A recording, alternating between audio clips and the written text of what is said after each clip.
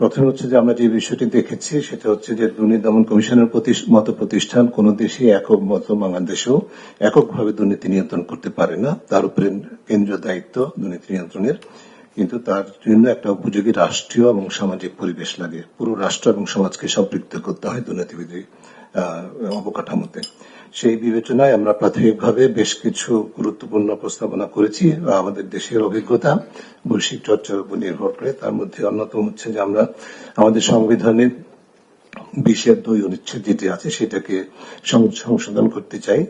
সেটি হচ্ছে যে সেখানে সুনির্দিষ্টভাবে ক্ষমতার অপব্যবহারের বিরুদ্ধে সাংবিধানিক একটা অঙ্গীকার, অর্থাৎ রাষ্ট্রীয় এবং আইনি ক্ষমতাটাকে অপব্যবহার করে ব্যক্তিগত স্বার্থে সুবিধা অর্জনে যে ধারা প্রতিষ্ঠিত হয়েছে বাংলাদেশে সেটাকে তার বিরুদ্ধে একটা সাংবিধানিক অঙ্গীকার লাগবে।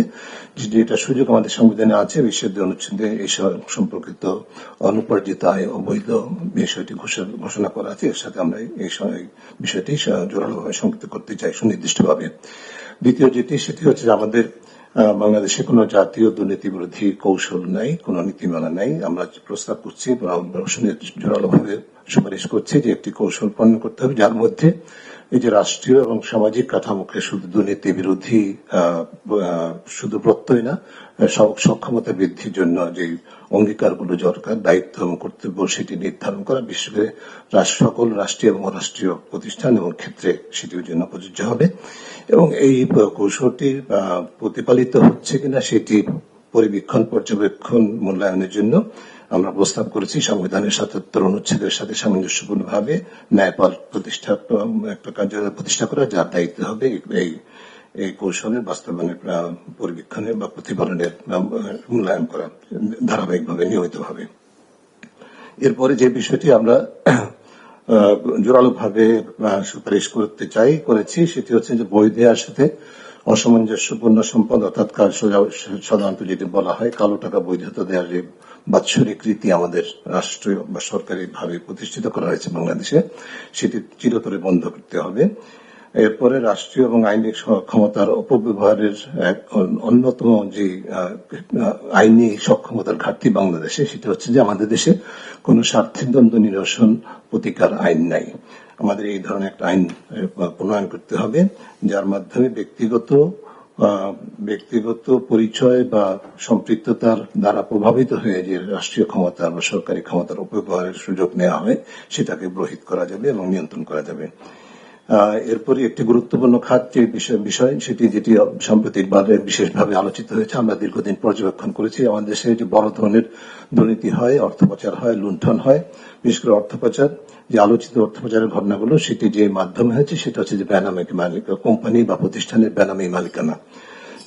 এই বিষয়টিকে প্রতিহত করার জন্য আমরা বিভিন্ন দেশের চর্চার সাথে সামঞ্জস্য রেখে আমাদের দেশে সকল প্রকার কোম্পানি, ট্রাস্ট এবং ফাউন্ডেশন বা এই জাতীয় প্রতিষ্ঠানের প্রকৃত মালিকানা, চূড়ান্ত মালিকানা তথ্য প্রকাশযোগ্য এবং একটি রেজিস্টার হবে, সেই রেজিস্টারে পাবলিকলি অ্যাক্সেসেবল হবে, এরকম একটি আইন এবং রেজিস্টার প্রণয়নের আমরা পরামর্শ সুপারিশ দিচ্ছি।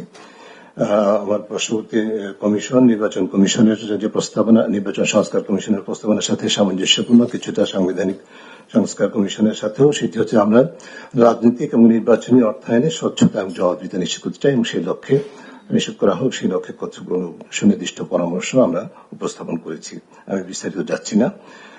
এরপরে বিশেষ করে সাধারণ মানুষের দৈনন্দিন জীবনে দুর্নীতির যে প্রভাব সেটাকে নিয়ন্ত্রণের জন্য আমরা সকল প্রতিষ্ঠানে, বিশেষ করে সেবামূলক খাতে, সরকারি এবং বেসরকারি খাতে, বিশেষ করে যেমন থানা, নিবন্ধন কর্তৃপক্ষ, রাজস্ব কর্তৃপক্ষ, পাসপোর্ট এবং বিভিন্ন স্বাস্থ্য, শিক্ষা, এই ধরনের খাতগুলোতে, সেবা খাতগুলোকে এন্ড টু এন্ড অটোমেশন করতে হবে, পুরোপুরি অটোমেশন সম্পন্ন করতে হবে। কিছু কিছু বিষয় আছে যার মধ্যে আমি বিস্তারিত না গিয়ে আরো একটি আন্তর্জাতিক উদ্যোগের সাথে আমাদের সম্পৃক্ততার বিষয় বলছি, যেমন common reporting standard, open government partnership এবং বেসরকারি খাতে অবৈধ লেনদেন আইনিভাবে নিষিদ্ধ করার বিষয়টি বা অপরাধ হিসেবে চিহ্নিত করার বিষয়গুলি এগুলো জাতিসংঘের আন্তর্জাতিক দুর্নীতি বিরোধী কনভেনশনের সাথে আমাদের সদস্য রাষ্ট্র হিসাবে আমাদের বাধ্যবাধকতা আছে সেগুলো। এরপরে খুব সংক্ষেপে দুদকের বিষয়ে সরাসরি যে বিষয়গুলো আমরা বলতে চাই সেটা হচ্ছে দুদককে আমরা সাংবিধানিক স্বীকৃতি দিতে হবে। এটি সাংবিধানিক স্বীকৃতি পায়নি, এটা সংবিধিবদ্ধ প্রতিষ্ঠান হিসেবে আছে, যেটি আমরা মনে করি খুব গুরুত্বপূর্ণ একটি বিষয় বাদ পড়েছে, এটা করতে হবে। একজন নারী সদস্য সহ কমিশনের সদস্য সংখ্যা কমপক্ষে 5 জন, কমপক্ষে একজন নারী সহ মোট সদস্য 5 জন হতে হবে, যার মধ্যে বিভিন্ন সংশ্লিষ্ট পেশার বা প্রতিনিধিত্ব নিশ্চিত করার জন্য আমরা সেখানে আমাদের কমিশন নিয়োগের ক্ষেত্রে বেশ কিছু সুনির্দিষ্ট প্রক্রিয়া এবং পদ্ধতি এবং মানদণ্ড নির্ধারণ করেছি। এর পাশাপাশি কমিশনে যে আমরা একটা স্বাধীন নিরপেক্ষ কমিশন চাই, কিন্তু কোনো স্বাধীনতাই সীমাহীন নয়। এই কমিশনের স্বাধীন চর্চার পাশাপাশি জবাবদিহিতার বিষয়টা আমরা উপেক্ষিত ছিল। শুধুমাত্র রাষ্ট্রপতির কাছে একটা প্রতিবেদন দেওয়া হয়, যেটি যথেষ্ট নয়। আমরা জনগণের কাছে জবাবদিহির জন্য একটা প্রক্রিয়া পরামর্শ দিয়েছি। আমার সময় শেষ, নিতে বুঝতে পারছি। সেই প্রক্রিয়াটি সম্পর্কে আমরা সুনির্দিষ্ট পরিকল্পনা এবং যেটা স্ট্যান্ডার্ড অপারেটিং প্রসিডিওর সেগুলো নির্ণয়ন সাপেক্ষে এটা নিশ্চিত করা হবে, সেই পরামর্শ দিয়েছি।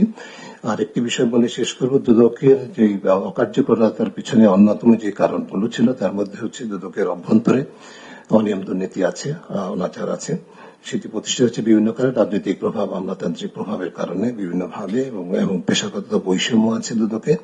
এই বিষয়গুলো নিয়ন্ত্রণ করার জন্য আমরা সুনির্দিষ্ট বেশ কিছু পরিকল্পনা প্রস্তাবনা করেছি, যার মধ্যে অন্যতম হচ্ছে দুদকের যারা বর্তমান কর্মীদের মধ্যে যাদের বিরুদ্ধে দুর্নীতির অভিযোগ আছে, অনাচারের অভিযোগ আছে, তাদেরকে একটা বিশেষ উচ্চ ক্ষমতা সম্পন্ন টাস্কফোর্সের মাধ্যমে তাদেরকে অপসারণ করতে হবে, জবাবদিহির আওতায় আনতে হবে বিচারিক প্রক্রিয়ার মাধ্যমে। পাশাপাশি দুদকের আমরা এমন একটা প্রতিষ্ঠান চাই যার মধ্যে যারা কর্মী হিসাবে থাকবেন সকল পর্যায়ে তাদের এক ধরনের সেন্স অফ ওনারশিপ থাকবে, প্রাইড থাকবে যে তারা রাষ্ট্রীয় গুরুত্বপূর্ণ একটা প্রতিষ্ঠানে কাজ করছে। সেই জন্য যেরকম প্রণোদনার দরকার, সেই জন্য আমরা বিভিন্ন সুনির্দিষ্ট প্রস্তাবনা করেছি, ইনক্লুডিং হায়ার স্কেল, মানে বেতন ভাতার যে স্কেলটা সেটা সরকারি স্কেলের তুলনায় কমপক্ষে দ্বিগুণ প্রস্তাবনা করেছি আমরা। কিন্তু পাশাপাশি এটা কিন্তু এই শর্ত সাপেক্ষে যে এই প্রতিষ্ঠানের নৈতিক স্ট্যান্ডার্ড এবং স্বচ্ছতা জবাবদিহিতার ক্ষেত্রটি হবে সর্বোচ্চ মানের, এবং সেটা দুইটার সাথে সমন্বয় করে এরকম একটা প্রতিষ্ঠান আমরা নিশ্চিত গঠিত হবে আমরা চাই, যেটি দৃষ্টান্ত স্থাপন করে মানুষের আস্থাটা ফেরত পাবে।